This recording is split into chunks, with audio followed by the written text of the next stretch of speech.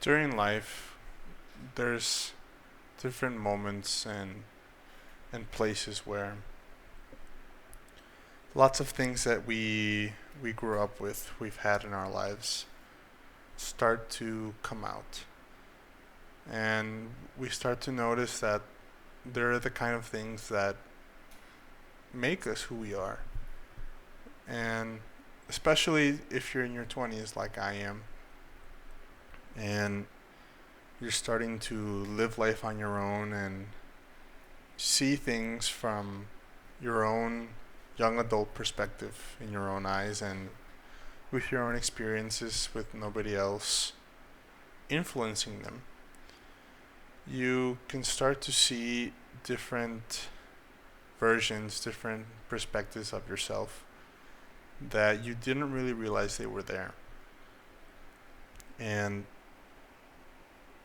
for me, especially, some things that I've been learning to see and recognize are patterns of thought and patterns of behavior that I still have, and in some cases I used to have because I was able to recognize them, was some of the most important things that I've done. And it truly can and is a game changer when you can take the time to really get to know yourself. And one of the things that I think most of us struggle with in our 20s is that feeling where you kind of don't know what's going on, what's happening, or sometimes you have anger, you have fear, you have confusion and nervousness for everyday things or for things you're starting to notice about yourself. It can be childhood traumas, it can be problems you've had with yourself, for example, or maybe your weight, and you start to notice the patterns for why you are the way you are.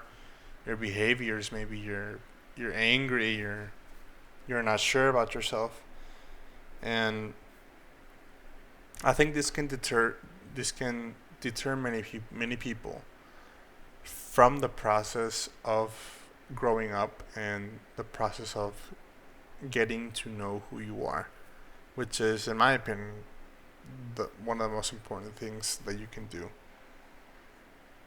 And I think that whole process that I just mentioned of facing the things which make you who you are and which make up your mindset, which make up your behaviors, your tendencies and patterns that ultimately, from the day you were born, either forced upon you or learned from someone else, can be scary, and it's a difficult thing to do because you're challenging your own person. You're challenging your mind. You're challenging your personality. Um, you're basically challenging also if you're a good person or not. It's a genuine question. I think most of us have asked themselves in certain situations where you can have an experience with a family or friend, or something happen at work or in a party and an event, and later on you start to reflect and say maybe that didn't feel so good to do, or it did and it made you feel proud, or it's making you ashamed to think of that. And I think just by having those types of reflections is kind of a sign that you are good, and it's something that helps us understand ourselves a little bit better, because it's you question if the things you're doing are okay, and if the things you're putting your effort into are worthwhile. If the path that you're on is worthwhile and something that you want to do. And asking ourselves if we were in someone else's shoes and someone else did that to us can be a powerful thing, because we can see how other people perceive us. And obviously you always have to be mindful of who you are and be true to yourself.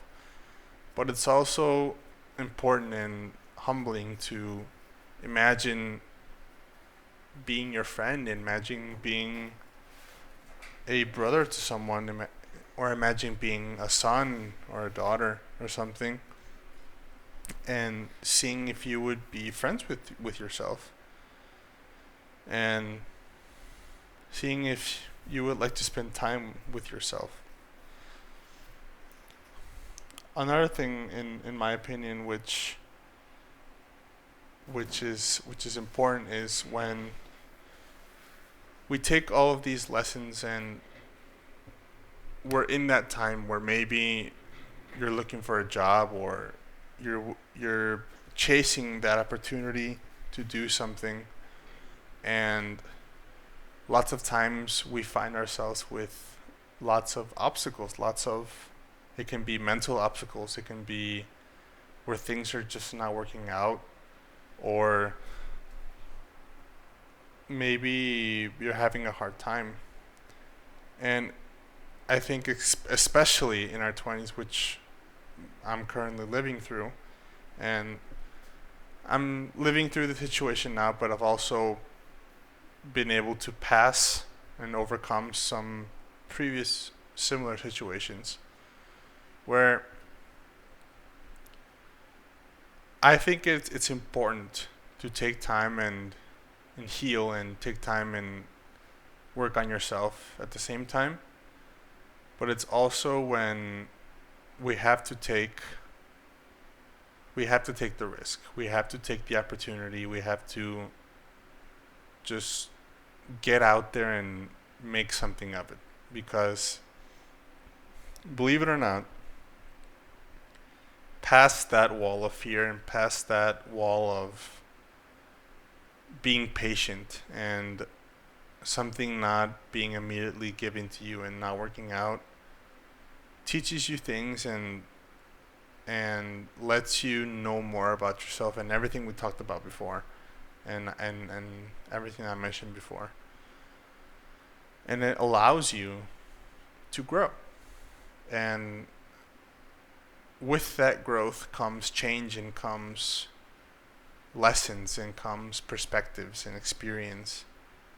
And sometimes I'm pretty sure you can think back and know a situation when like this that happened, where you were so caught up on something, or so in thought and in your mind about a certain situation or a person or something happening in your life. And after a period of time where you've had experiences where things happen, and you kind of grew up and moved on and did some other things in your life, you start to look back and you realize that the thing that you were so preoccupied with and so in your head about was really not that big of a deal. Or maybe it was a big deal, but now you can clearly see the solution, or clearly see a way to make things happen for you, to make it better.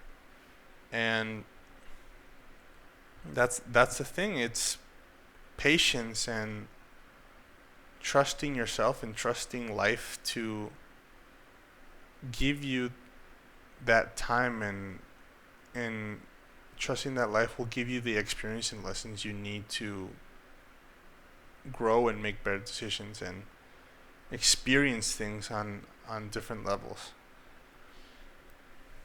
So I think my message is, especially if you're in your early 20s, just don't quit.